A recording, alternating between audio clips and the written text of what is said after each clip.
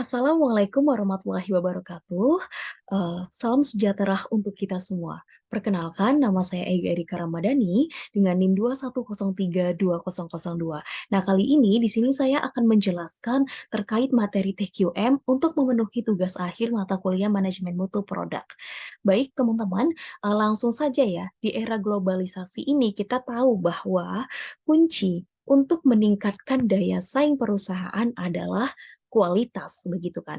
Nah, perusahaan yang mampu menghasilkan produk, barang dan jasa berkualitas yang dapat memenangkan persaingan global gitu. Bagi setiap perusahaan, teman-teman, mutu itu adalah agenda yang utama dan meningkatkan mutu itu merupakan tugas yang penting begitu ya. Walaupun demikian, ada sebagian orang yang menganggap mutu itu sebagai sebuah konsep yang yang penuh dengan teka-teki bagi teman-teman. Karena kenapa kan?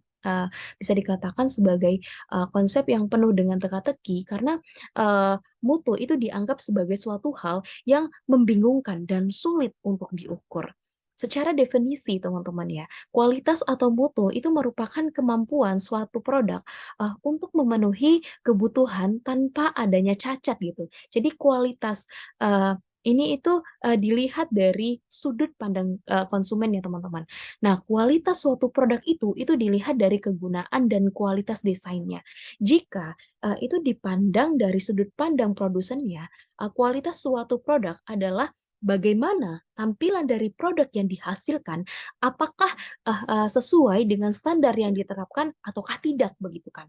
Nah, inilah TQM inilah muncul pada dasawarsa 1980-an, dikembangkan sebagai suatu filosofi dan strategi manajemen yang bertujuan untuk meningkatkan kualitas pada tingkat organisasi. Nah, TQM sendiri ini itu berkembang dalam konteks kebutuhan pasar yang lebih kompetitif, teman-teman. Kondisi ekonomi yang sulit dan juga tuntutan pelanggan yang semakin tinggi pada kualitas produk dan layanan begitu ya. Jadi pengembangan TQM ini itu sebenarnya melibatkan konsep-konsep yang mengambil atau diambil dari kualitas produk dan layanan begitu ya teman-teman ya.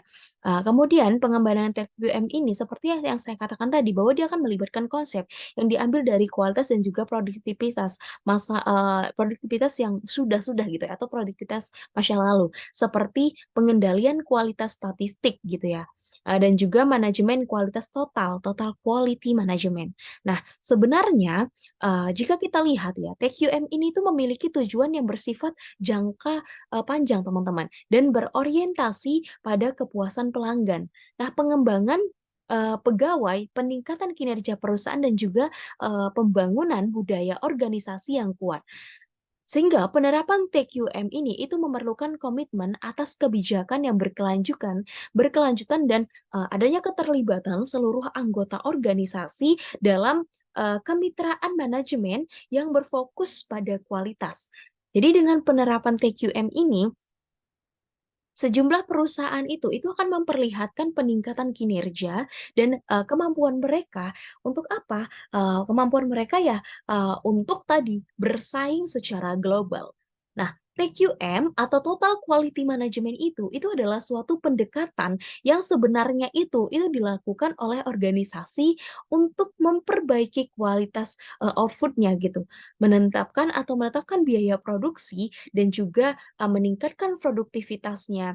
Tanggung jawab untuk manajemen kualitas itu ada pada semua level dari manajemen itu, teman-teman. Tetapi eh, harus dikendalikan ya oleh manajemen puncak atau top manajemen begitu, dan implementasinya itu harus melibatkan semua anggota organisasi. Nah, sebenarnya TQM ini itu telah dikembangkan di banyak negara dengan tujuan yaitu yang tentunya untuk membantu organisasi tersebut untuk mencapai kinerja yang sempurna begitu ya teman-teman ya, dan terutama dalam memberikan kepuasan pelanggan yang berdampak terhadap loyalitas pelanggan dan pangsa pasar yang lebih luas.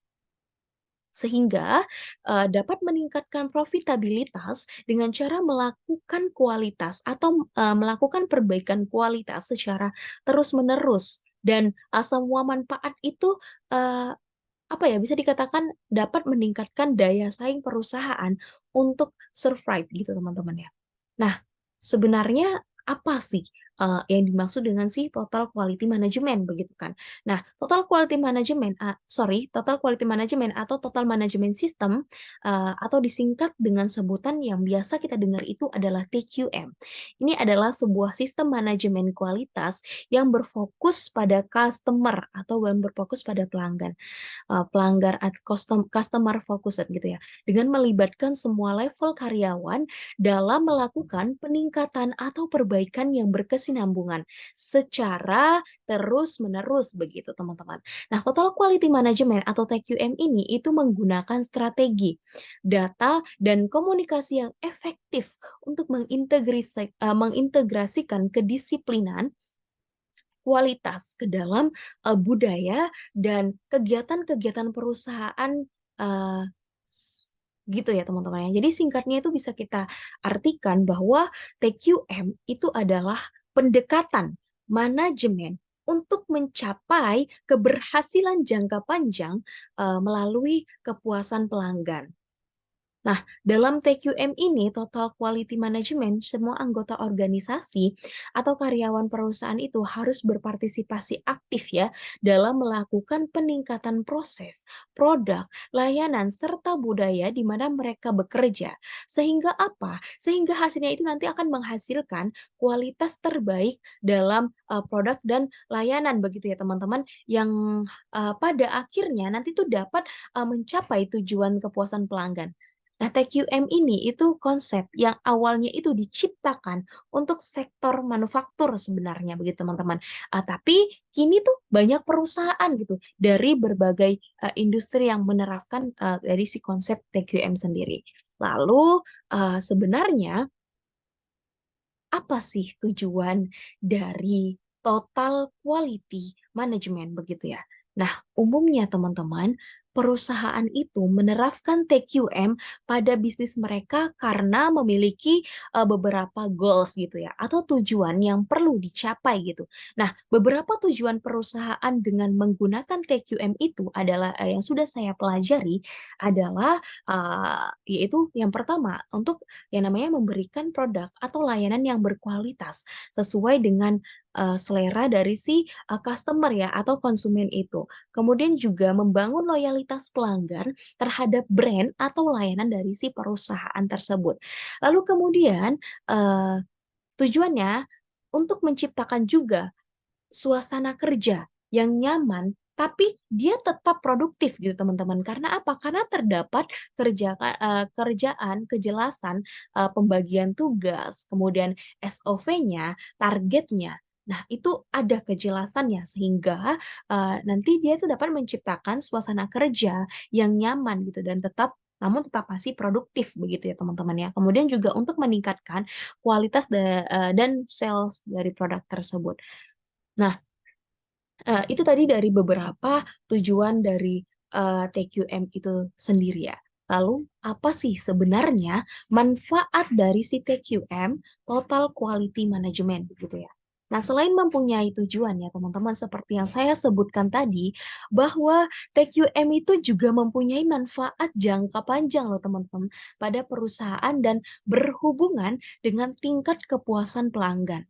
Adapun beberapa manfaat lain yang bisa didapatkan perusahaan ketika mengimplementasikan TQM itu yang pertama tentunya adanya penghematan biaya gitu teman-teman.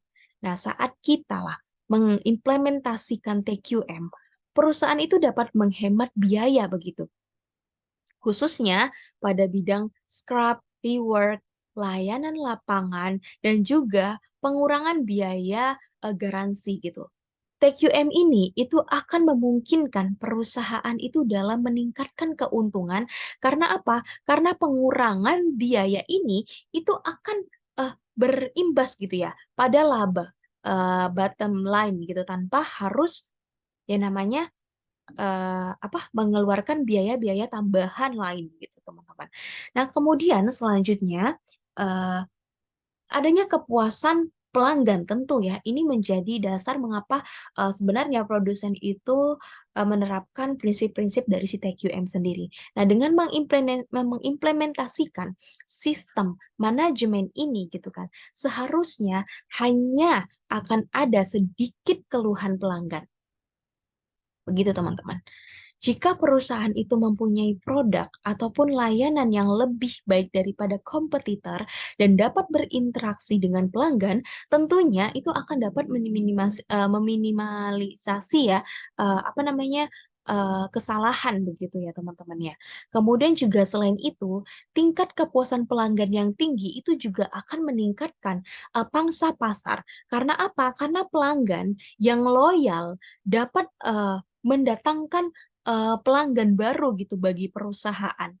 Cara ini itu biasanya itu disebut dengan word of mouth gitu ya, WOM gitu teman-teman. Tingkat penjualan itu melalui WOM ini itu jauh sebenarnya lebih efektif, lebih memuaskan gitu daripada teknik penjualan lainnya. Nah, selanjutnya hmm, mengurangi cacat produk atau layanan. Nah, sistem Total Quality Management TQM ini, teman-teman, dia lebih fokus dalam meningkatkan kualitas produk atau layanan dalam suatu proses daripada dia memeriksa kualitas eh, menjadi sebuah proses gitu teman-teman. Nah, cara ini itu tentu saja itu akan mengurangi waktu untuk memperbaiki dari si kesalahan tersebut teman-teman. Kemudian selanjutnya tentunya peningkatan moral karyawan ya teman-teman ya. Jadi keberhasilan dari pengimplementasian TQM ini total quality management itu akan apa ya? Terus dirasakan dan terbukti gitu mampu mempengaruhi pada peningkatan atas moral karyawan perusahaan gitu. Bahkan TQM juga itu dapat mengurangi pergantian karyawan dan mengurangi juga biaya untuk merekrut serta melatih si karyawan itu sendiri begitu teman-teman. Nah, selanjutnya kita akan membuat perusahaan itu menjadi lebih kuat untuk menghadapi apa ya kompetisi begitu teman-teman ya. Nah, sebenarnya jika kita melihat ya bahwa TQM itu tuh sangat membantu perusahaan dalam memahami tingkat persaingan bisnis dan mengembangkan strategi yang efektif ketika menghadapi suatu kompetisi di pasar begitu ya. Nah, kelangsungan hidup perusahaan itu adalah aspek yang sangat penting perhatikan itu di tengah-tengah kompetisi pasar yang kuat atau yang ketat gitu. Bisa dikatakan bahwa TQM itu dapat membantu perusahaan dalam memahami pelanggan dan pasar gitu. Kemudian selanjutnya teman-teman, bahwa TQM ini itu dapat mengembangkan sistem komunikasi yang memadai. Nah, adanya sistem komunikasi yang salah dan tidak memadai begitu ya, serta prosedur yang kurang baik itu merupakan masalah pengembangan perusahaan gitu. Nah, masalah komunikasi ini sebenarnya itu akan melahirkan kesalahpahaman teman-teman. Rendahnya produktivitas, buruknya kualitas, kemudian juga duplikasi performa, serta rendahnya semangat kerja. Dari total quality management inilah itu nanti akan meningkat karyawan eh, mengikat si karyawan tersebut suatu perusahaan dari berbagai divisi-divisi dan tingkatan manajemen untuk melahirkan komunikasi yang efektif, yang baik, yang bagus begitu teman-teman ya. Kemudian selanjutnya ada proses yang selalu ditinjau begitu. Nah, TQM ini sebenarnya akan membantu menjangkau setiap proses yang dibutuhkan perusahaan dalam mengembangkan strategi perbaikan tanpa henti begitu teman-teman. Usaha dalam meningkatkan kualitas ini itu harus dilakukan secara berkelanjutan. Untuk apa? Ya untuk memenuhi seluruh tantangan-tantangan yang sifatnya itu adalah dinamis begitu ya. Kemudian itu dia untuk manfaat dari TQM, dari kita mengimplementasikan TQM itu tadi. Nah, kemudian ada loh elemen pokok dari si TQM. Nah, dalam TQM sebenarnya terdapat Eh, 8 elemen pokok dalam sistem manajemen TQM. Eh, Kedelapan elemen pokok tersebut itu diantaranya yang pertama tentu ya, kita akan fokus pada pelanggan begitu. Nah, pelanggan itu kan merupakan pihak yang menentukan ya, apakah kualitas produk maupun jasa yang dihasilkan perusahaan tersebut itu memiliki kebutuhan atau tingkatan kualitas yang diinginkannya. Apapun yang dilakukan oleh seluruh organisasi atau sebuah organisasi atau perusahaan seperti pelatihan karyawan, perbaikan proses, penggunaan mesin canggih, ataupun adopsi teknologi terbaru yang pada akhirnya pelangganlah yang menentukan apakah upaya-upaya yang dilakukan tersebut itu bermanfaat atau tidak, begitu ya teman-teman ya. Kemudian selanjutnya, keterlibatan karyawan secara keseluruhan atau total employee involvement ya teman-teman ya. Karyawan itu kan merupakan sumber daya perusahaan yang penting ya untuk atau dalam mencapai tujuan yang direncanakannya. Nah, oleh karena itu teman-teman, keterlibatan karyawan secara keseluruhan itu sebenarnya dapat mendukung perusahaan dalam melakukan peningkatan proses dan apa ya, kualitas yang berkesinambungan yang kemudian nantinya itu akan menghasilkan produk dan layanan yang terbaik gitu untuk pelanggannya. Dan eh, pemberdayaan karyawan itu diperlukan pelatihan dan juga peningkatan terhadap keterampilan karyawan dalam mengerjakan gitu teman-teman ya, mengerjakan dari si tugas-tugasnya tersebut begitu teman-teman. Nah kemudian eh, selanjutnya itu ada pemusatan perhatian ya pada proses gitu teman-teman. Nah, perhatian pada peningkatan proses itu merupakan pondasi dasar dalam sistem manajemen TQM. Proses merupakan serangkaian langkah-langkah yang dimulai dari penerimaan input dari supplier atau internal maupun eksternal begitu ya, dan mengtransformasinya menjadi output yang akan dikirimkan gitu ke pelanggan gitu ya, atau ke internal maupun eksternal gitu. Kemudian selanjutnya ada sistem yang terintegrasi. Nah, meskipun ternyata terdapat banyak keahlian dan ruang lingkup kerja dalam suatu perusahaan yang membentuk apa ya, departementalisasi gitu secara vertikal maupun horizontal. Semuanya itu ternyata memerlukan ini teman-teman, suatu sistem yang terintegrasi dengan baik agar apa? Agar visi dan misi, strategi, kebijakan, tujuan dan juga sasaran gitu ya. Perusahaan itu dapat dikomunikasikan dengan baik dan jelas kepada si semua karyawan tersebut begitu ya teman-teman ya. Kemudian juga kita akan melakukan namanya yang pendekatan strategi dan juga sistematik atau strategi and system approach gitu teman-teman ya. Nah, salah satu bagian yang penting dalam manajemen kualitas itu adalah pendekatan strategi dan sistematik dalam mencapai visi dan misi dan juga tujuan perusahaan. Nah, teman-teman, proses tersebut itu biasanya disebut dengan perencanaan strategi ataupun manajemen strategi yang apa ya, melakukan perumusan dan juga perencanaan strategi dalam mengintegrasikan konsep kualitas ke dalam strategi perusahaan secara keseluruhan begitu ya teman-teman ya. Kemudian juga selanjutnya itu namanya kita kan adanya peningkatan yang berkesinambungan gitu ya. Nah, peningkatan yang berkesinambungan ini itu akan mendorong perusahaan untuk melakukan analisis dan menciptakan cara-cara yang lebih bersaing ya dan efektif gitu dalam mencapai tujuan perusahaan dan memenuhi harapan semua pihak yang berkepentingan bagi teman-teman.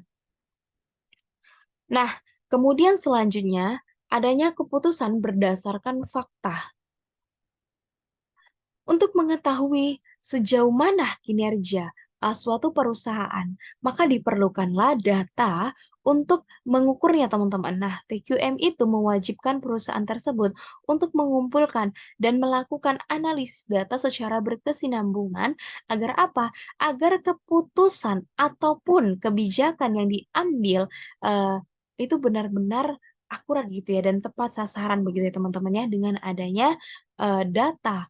Kemudian juga kita itu dapat menarik kesimpulan gitu berdasarkan kejadian maupun hasil sebelumnya begitu ya teman-teman. Nah, selanjutnya itu ada komunikasi. Baik, dalam operasional sehari-hari, perusahaan itu pasti kan akan mengalami perubahan ya, baik dari perubahan dalam strategi, kebijakan, jadwal maupun metode pelaksanaan begitu. Nah, perubahan tersebut itu perlu dikomunikasikan dengan baik gitu kepada semua karyawan yang bersangkutan gitu ya teman-teman ya. Jadi komunikasi yang baik itu juga akan menimbulkan motivasi dan semangat kerja dalam mencapai tujuan perusahaannya. Begitu teman-teman. Lalu terkait tentang hal itu, bagaimana eh, prinsip dari si eh, dan konsep gitu ya dari total quality management tersebut begitu. Nah, yang pertama eh, prinsip total quality management itu antara lain ada beberapa prinsip gitu ya teman-teman. Yang pertama ada quality leadership, kepemimpinan yang memiliki tinggi gitu. Kemudian juga ada stakeholder focus. Nah, fokus ini terhadap semua kepentingan pemegang saham, karyawan, perusahaan, pemasok, konsumen, serta masyarakat umumnya gitu. Kemudian integritas basis strategi, yaitu perencanaan kualitas eh, sudah diintegrasikan ke dalam strategi bisnis. Nah, selanjutnya itu memelihara kerjasama yang baik di dalam tim. Selanjutnya juga kemampuan untuk memberikan kepercayaan dan wewenang. Selanjutnya, manajemen proses dengan kualitas yang tinggi. Selanjutnya, manajemen aset yang efisien. Selanjutnya, perbaikan eh, kualitas secara apa ya berkelanjutan begitu teman-teman ya. Kemudian ada learning organization yaitu menanam sikap untuk terus belajar. Nah, selanjutnya adanya pengukuran semua proses untuk mengetahui adanya perbaikan dan pemeliharaan untuk mencapai standar kualitas yang telah disetujui. Seperti itu, teman-teman. Kemudian ke yang 10 itu adalah untuk menciptakan nilai tambah produk atau jasa yang bermanfaat tinggi ya gitu untuk konsumen dan juga menguntungkan bagi produsen begitu teman-teman. Nah, sedangkan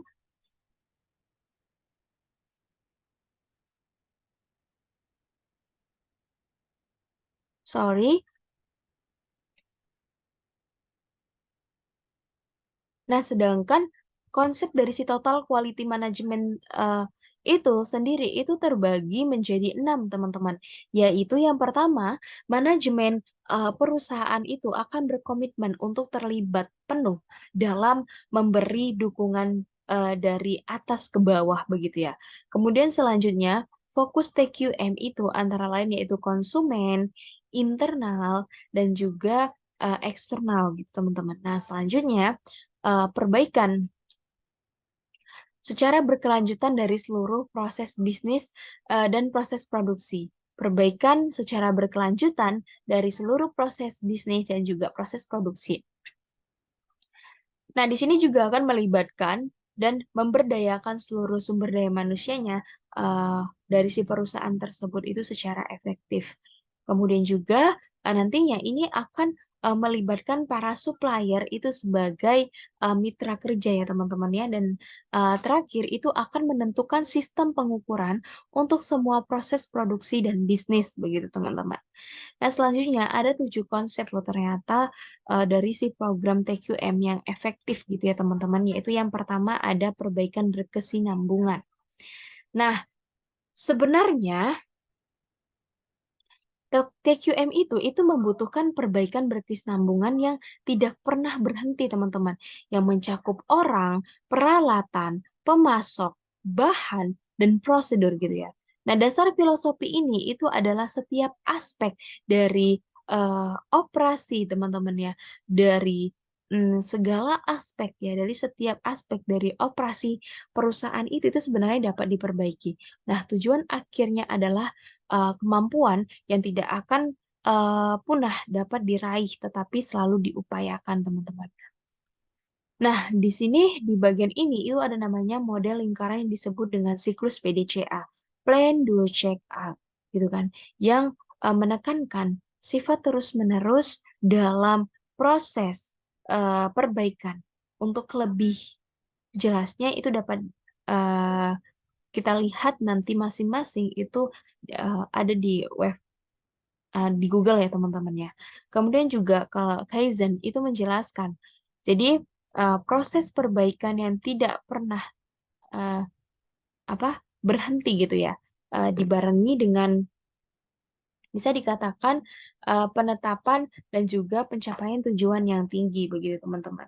Nah, eh, proses produksi tanpa cacat atau zero defect itu digunakan untuk menjelaskan upaya perbaikan berkesinambungan. Nah, selanjutnya di sini ada Six Sigma gitu. Jadi, Six Sigma ini itu adalah program untuk menghemat waktu ya teman-teman ya. Kemudian juga untuk dapat meningkatkan kualitas dan menurunkan biaya gitu. Jadi, Six Sigma ini itu adalah juga merupakan sebuah sistem yang menyeluruh, yaitu suatu strategi karena berfokus pada kepuasan pelanggan total. Disiplin karena mengikuti tes apa ya, mengikuti Six Sigma gitu ya, improvement eh, model formasi kalau tidak salah, model formal begitu ya teman-teman ya. Dan sekumpulan seperangkat atau lembar perangkat diagram sebab akibat, diagram Pareto, diagram alir, histogram dan juga statistical apa kontrol gitu.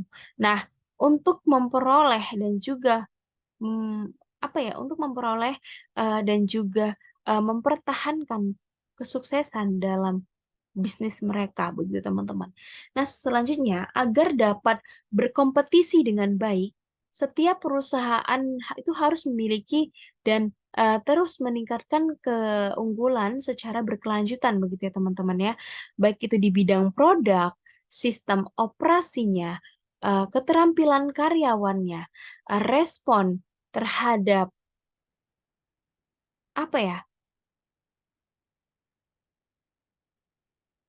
pelanggan gitu ya. Jadi respon terhadap pelanggan dan lain sebagainya. Jadi Six Sigma ini itu merupakan sebuah metode perbaikan yang berfokus pada kepuasan pelanggan.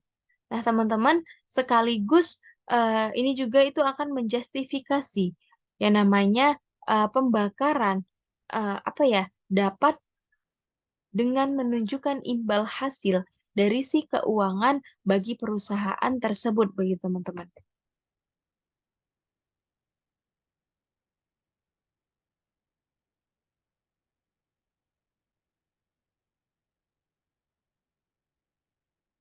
Nah,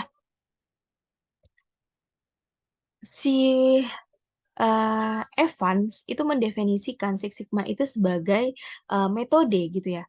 Metode peningkatan proses bisnis yang bertujuan untuk mendefinisikan yang bertujuan untuk menemukan dan juga mengurangi faktor-faktor dari penyebab si kecacatan dan juga kesalahan begitu.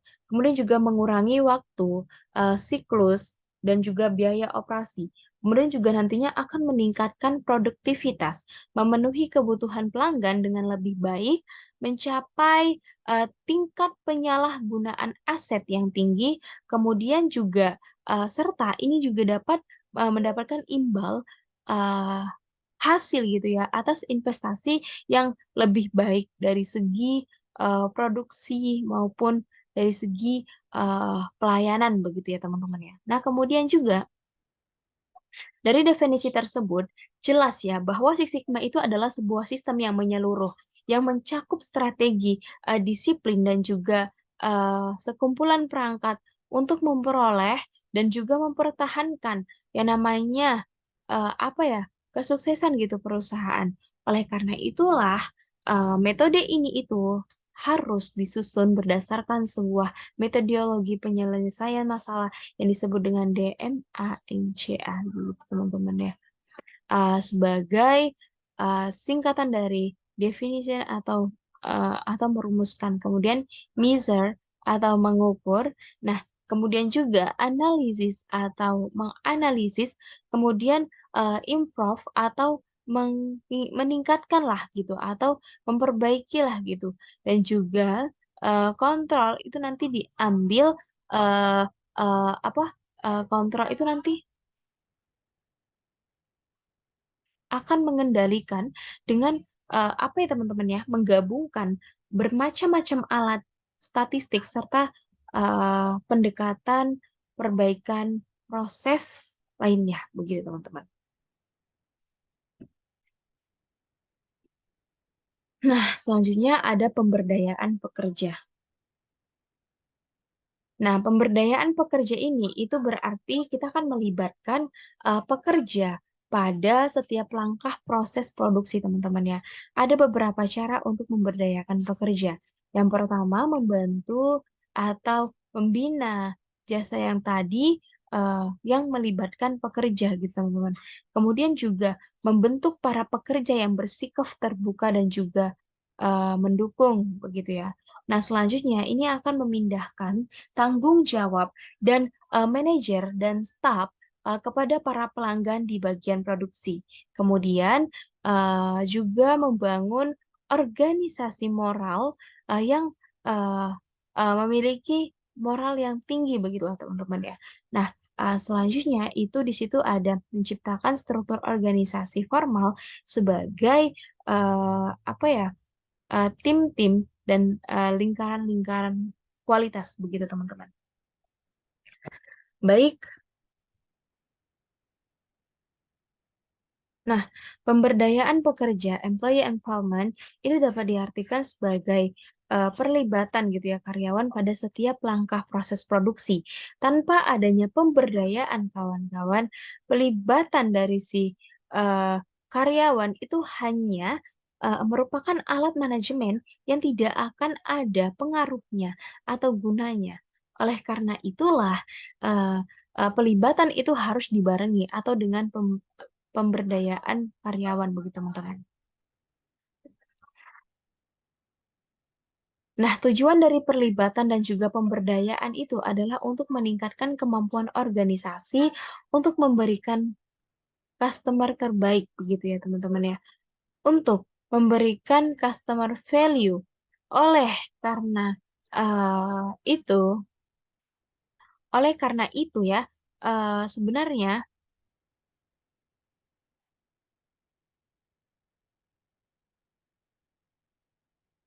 ini tuh dapat mengemukakan apabila di perusahaan itu berhasil menerapkan yang namanya perlibatan dan juga pembelanjaan karyawan akan diperoleh seberapa manfaat beberapa manfaat ya sebagai berikut gitu. Yang pertama di sini ada dapat memberikan respon langsung pada kebutuhan pelanggan secara lebih cepat dalam penyampaian jasa. Kemudian juga dapat memberikan respon langsung gitu teman-teman,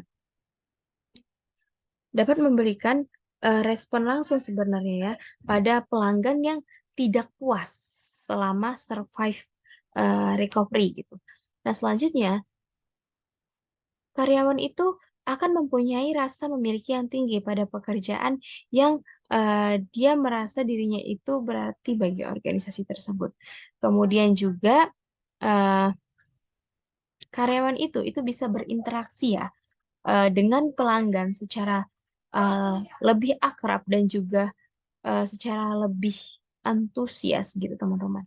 Kemudian perusahaan itu bisa mendapatkan iklim dan juga iklan dari mulut ke mulut, word of word begitu teman-teman ya. Word of word yang positif dan pelanggan yang membeli kembali dan akan meningkat begitu teman-teman. Nah, sebentar.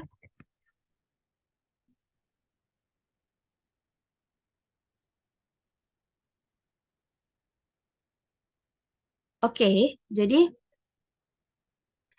berhubungan dengan itu, teknik untuk memberdayakan karyawan itu adalah yang pertama, kita harus membina jaringan komunikasi dengan melibatkan pekerja gitu, teman-teman.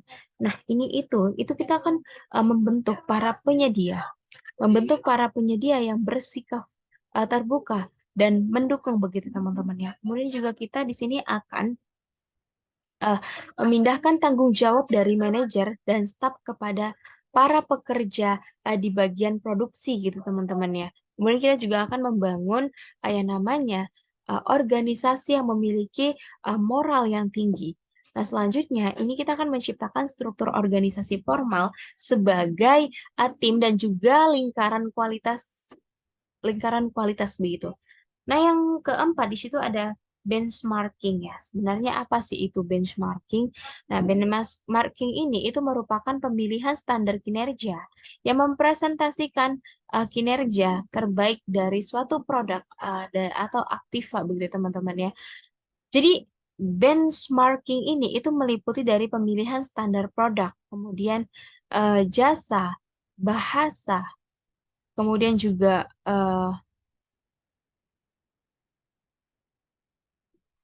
biaya dan juga kebiasaannya mewakili suatu kinerja terbaik dari proses atau aktivitas serupa gitu ya dengan proses atau aktiva Anda begitu teman-teman.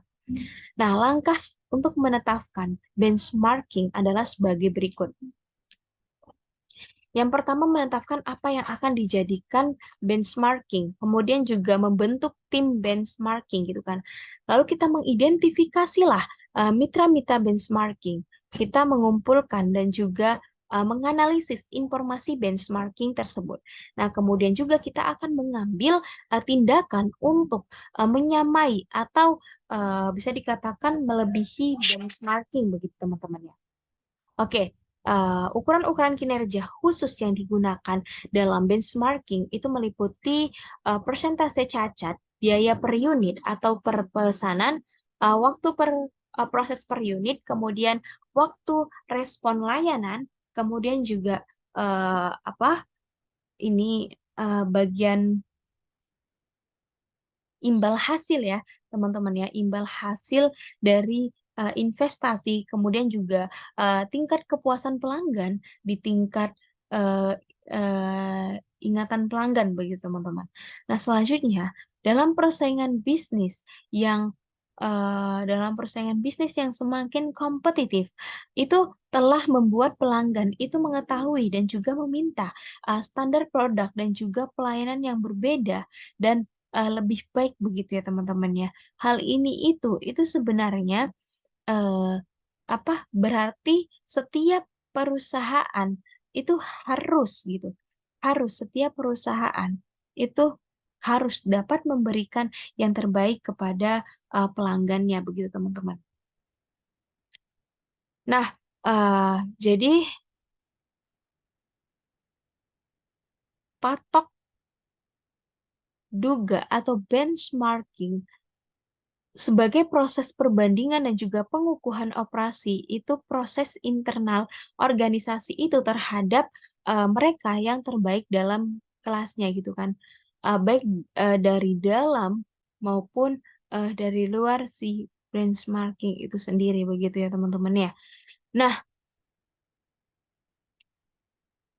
dari definisi tersebut, diketahuilah bahwa tujuan utama dari pihak duga itu adalah untuk menemukan kunci atau rahasia sukses. Kemudian juga untuk mengadaptasi begitu kan, dan juga memperbaikinya untuk apa? Untuk diterapkan pada perubahan yang maknanya menurutmu, maknanya dan juga menurutnya di sini ya, sorry, dan maknanya menurutnya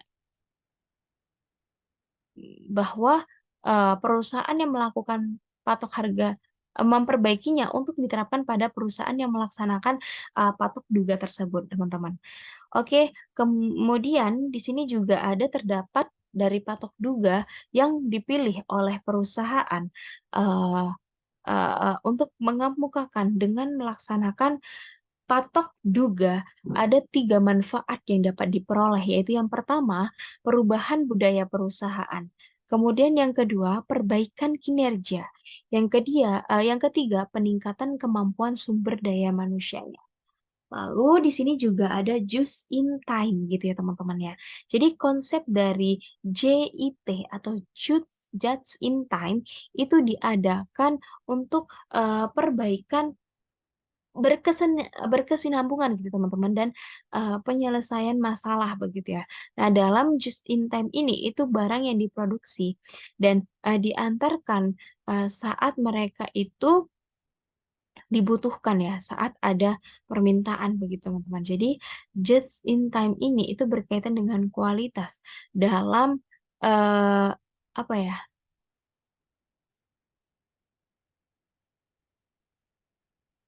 Dalam beberapa hal gitu teman-teman ya. Nah, yang pertama itu adalah just in time memenangkan biaya kualitas. Kemudian just in time meningkatkan uh, kualitas tersebut begitu teman-teman. Nah, selanjutnya kualitas yang lebih baik berarti persediaan yang lebih sedikit gitu kan. Serta sistem just in time yang lebih baik dan mudah untuk digunakan. Nah, tujuan untuk memiliki persediaan itu adalah melindungi kinerja produksi yang buruk yang disebabkan oleh karena kualitas yang tidak dapat diandalkan begitu teman-teman. Nah, jika kualitasnya itu konsisten, maka JIT ini itu membuat perusahaan itu dapat mengurangi semua biaya yang terkait pada persediaan begitu, teman-teman. Kemudian, pada awalnya juga JIT itu dikembangkan dan dipromosikan oleh Toyota Motor ya Corporation gitu di Jepang gitu, teman-teman. Sehingga eh, sering itu disebut sebagai sistem Toyota gitu. Nah, just in time ini itu adalah suatu filosofi yang berfokus pada upaya untuk menghasilkan produk dalam jumlah yang sesuai dengan kebutuhan pelanggan pada tempat dan waktu yang tepat begitu teman-teman ya.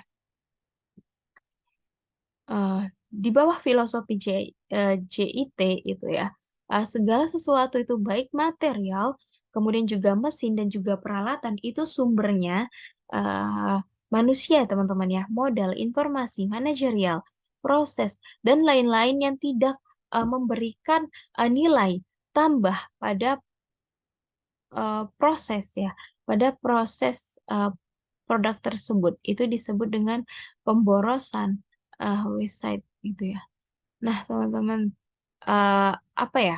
Bahwa untuk mengimplementasikan si Just in Time ini dalam perusahaan itu diperlukanlah sistem pengendalian kualitas secara berkeseluruhan gitu. Artinya perusahaan itu ingin melaksanakan Just in Time itu tetapi tidak mengupayakan TQM. Maka permasalahan tersebut itu akan mengalami kegagalan kawan-kawan. Nah, selain juga eh, daripada ini, JIT itu juga apa ya, mensyaratkan begitu perubahan meskipun dapat menimbulkan yang namanya penolakan dari departemen tertentu yang tidak memiliki komitmen untuk berubah. Oleh karena itulah seluruh departemen itu harus mempunyai bagian dari tim untuk mengembangkan kinerja kakak, eh, mengembangkan kinerja dari perusahaan tersebut begitu ya, teman-teman ya.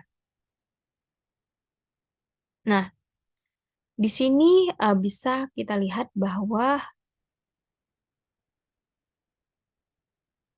Just in time ini itu memberikan beberapa manfaat, teman-teman.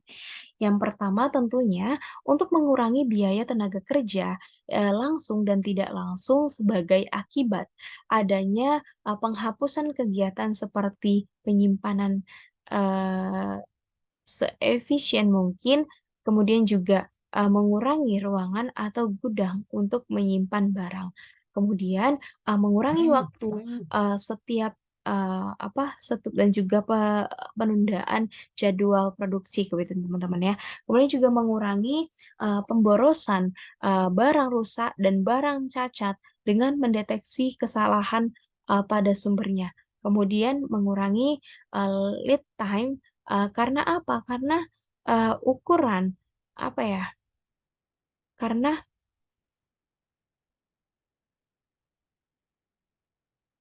ukuran lot yang kecil itu. Sehingga apa? Sehingga sel produksi itu lebih dapat memberikan feedback terhadap masalah eh, kualitas itu, teman-teman. Kemudian juga penggunaan mesin dan juga fasilitas secara lebih baik, menciptakan hubungan yang lebih baik dengan pemasok, kemudian juga eh, apa ya penggunaan ya teman-teman ya mesin dan fasilitas secara lebih baik gitu. Nah, kemudian di sini juga selanjutnya ada konsep Taguchi. Nah, konsep Taguchi ini itu pada umumnya ini permasalahan kualitas timbul sebagai akibat dari produk-produk dan eh, desain proses yang buruk gitu ya. Nah, eh, Genichi apa target tersebut itu dalam Reader dan Heuser itu memberikan tiga konsep utama untuk memperbaiki kuantitas produk dan proses yang ketangguhan kualitas teman-teman, yaitu quality eh, robustness, kemudian fungsi kerugian kualitas yaitu quality loss function, dan juga eh, kualitas berorientasi sasaran atau target orientasi kualitas. Nah, kemudian juga nanti di sini ada pengetahuan terkait dengan teknik TQM. Ada yang namanya lembar periksa atau check chart, kemudian ada diagram sebar. Nah, kemudian juga ada diagram sebab akibat, ada diagram Pareto, ada diagram ini juga diagram alir gitu ya, flow chart. Ada histogram juga, kemudian ada SVC juga teman-teman.